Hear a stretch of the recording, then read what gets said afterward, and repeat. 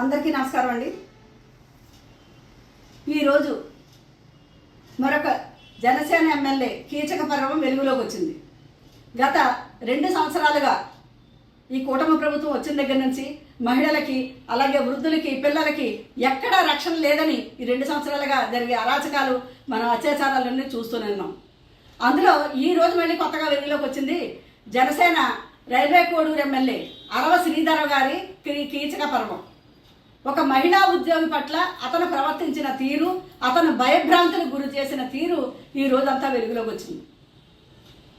ఒక గవర్నమెంట్ ఉద్యోగి అయినటువంటి మహిళని పట్ల అతను వ్యామోహం పెంచుకొని ఆవిడ్ని నానా విధాలుగా భయపెట్టి భయభ్రాంతులకు గురి చేసి, ఒక పెళ్ళయి ఒక బిడ్డ ఉన్న ఆవిడ్ని, 3 సంవత్సరాల పిల్లాడున్న ఆవిడ్ని బెదిరించి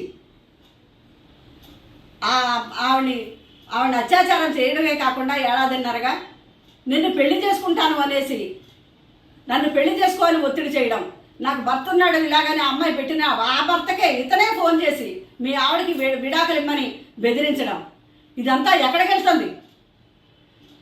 జనసేన ఎమ్మెల్యేలు అలాగే కూటమి నాయకులు కానీ ఎవరైనా ఇలా అన్యాయాలు కానీ అరాచకాలు కానీ అత్యాచారాలు చేస్తే వాళ్ళకి ఏ శిక్షలో ఉండవా? ఇన్ని జరుగుతున్నా మహిళా కమిషన్ కానీ వీళ్ళు కానీ ఇప్పుడు దాకా ఎందుకు స్పందించలేదు? ఆ అమ్మాయి పట్ల అతను ఏడాదిన్నరగా ప్రవర్తించిన తీరు చాలా గర్హనీయం, చాలా మహిళలందరూ ఖండించవలసిన పని. వీళ్ళు అసలు కూటమి నాయకులు కానీ ఎమ్మెల్యేలు కానీ వీళ్ళు కొత్తగా వచ్చిన వీళ్ళు ఏమనుకుంటున్నారు? ఈ ఒక్కసారే మనకి అధికారం, మళ్ళీ ఎలక్షన్లప్పుడు మనం రాము, జగన్మోహన్ రెడ్డి గారే అధికారంలోకి వస్తారు కాబట్టి ఇప్పుడు వచ్చేదాన్ని, ఈ వచ్చిన అధికారాన్ని మనం ఇలాగా దుర్వినియోగం చేసుకుంటూ అక్రమార్జన, అక్రమ సంపాదన, అలాగే ఈ మహిళల పట్ల అరాచకాలు ఎన్ని ఉంటే అన్ని వ్యామోహాలు ఎన్ని ఇప్పుడే తీర్చుకోవాలి అధికారాన్ని అడ్డపెట్టుకుని అని ప్రవర్తించినట్టుగా కనపడుతుంది ఈ ప్రవర్తన చూస్తుంటే.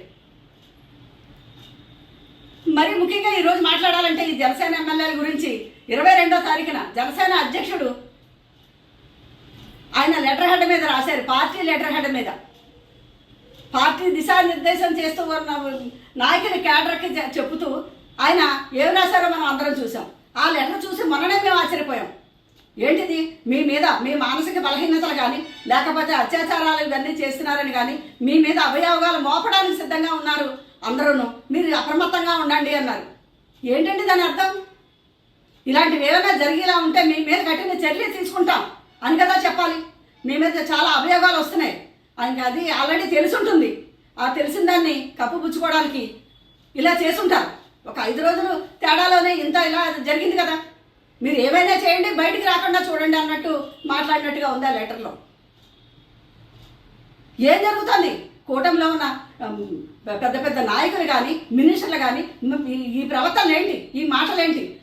మరి ముఖ్యంగా నిన్న చూస్తే రిపబ్లిక్ డే సందర్భంగా మహిళా హోమ్ మినిస్టర్ అయినటువంటి అనిత గారు మాట్లాడి మాటలు, ఆవిడ పెట్టే ట్వీట్లు చూస్తే ఒక మాజీ ముఖ్యమంత్రి అయినటువంటి మన జగన్మోహన్ రెడ్డి గారి గురించి ఆవిడ ఒక ఫోటో మార్పింగ్ చేసి ఆవిడ పెట్టి అంటారు, ఈ బెంగళూరు అంకుల్ ఈరోజు ఫ్లాగ్ హాస్టింగ్ ఎక్కడ చేశారు, చేయలేదా అని అడగడం.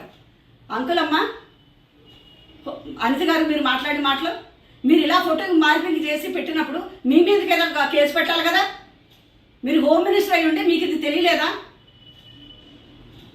మరి అది మళ్ళీ ట్విట్లోంచి ఎందుకు తీసేశారు? దాన్ని ఎందుకు పెట్టారు? దీని మీద కూడా సుమోటోగా ఆవిడ మీద కేసు పెట్టాలి. కోట వినిత ఎక్కడ శ్రీకాళహస్తి ఇన్ఛార్జ్ ఆవిడ, అలాగే ఆ డ్రైవర్ని చంపేసి ఎక్కడో కాలువలో పాతి పెట్టేసి ఎక్కడో కాలువలో తేలితే తమిళనాడు పోలీసులు దాన్ని వెలుగులోకి తీసుకొచ్చారు. ఏంటండి వీళ్ళు చంపేయడం ఏంటి, అత్యాచారాలు ఏంటి, పక్కకి పెట్టేయడం ఏంటి, అధికార దుర్వినియోగం ఏంటి? ఎక్కడికి వెళ్తుంది? ఈ రాష్ట్రంలో మహిళలకి రక్షణ లేదా? అలాగే మీ ప్రభుత్వంలోనే పనిచేస్తున్న ఉద్యోగులకు కూడా మీకు రక్షణ లేదని మరొకసారి మీరు నిరూపించారు. నేను పండగలో ఆ కోనసీమలో ఎక్కడ రికార్డింగ్ డ్యాన్సులు వేస్తుంటే ఈ అధికారం మదంతో అక్కడ రెచ్చిపోయి వాడు మాట్లాడి అక్కడ వాడు పొట్టకూటుకో దేనికో డ్యాన్సులకో దేనికో వస్తే ఇది విప్పు అది విప్పు అని చెప్పడానికి, అదే మీ కుటుంబంలో మహిళల పట్ల మీరు అలా బయట మాట్లాడగలరా? ఎందుకు మీకు ఇదంతా వస్తుందంటే అనుకోకుండా వచ్చిన ఈ అధికారం, ఈ అక్రమార్జన, ఇదన్నీ ఏమి చేయాలో తెలియక మీరు కొట్టుమిట్లాడుతున్నారు. ఇప్పటికైనా కళ్ళు తెరిచి ఈ కూటమిలో ఉన్న పెద్ద నాయకులందరూ కూడా ఇలాంటివన్నీ సరిచేసి వాళ్ళకి కఠిన శిక్షలు మాత్రం వేయాలని మేము కోరుకుంటున్నాం. జగన్మోహన్ రెడ్డి గారు పుట్టినరోజు నాడు మేకని అక్కడ అది మేకని బలి ఇచ్చేశారని చెప్పేసి రోడ్డు మీద నడిపించుకెళ్ళారే వాళ్ళని.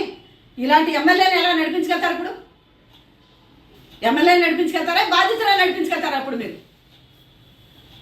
ఇప్పుడు మీకు నడిపించుకు వెళ్ళడానికి, ఎమ్మెల్యేని నడిపించుకు వెళ్ళడానికి మీకు కార్లు ఉన్నాయండి? పోలీసు వారు అధికారులను అడుగుతున్నాం. అధికారంలో ఉన్నారు ప్రభుత్వం, ఏదైనా సరే పోలీసులు అందరికీ అండగా ఉండాలి, న్యాయం జరగాలి అని మేము కోరుకుంటున్నామండి. వైఎస్ఆర్సీ మహిళా విభాగం నుంచి ఆ అమ్మాయికి న్యాయం జరిగే వరకు మేము అందరం పోరాడతామని మేము హెచ్చరిస్తున్నాం.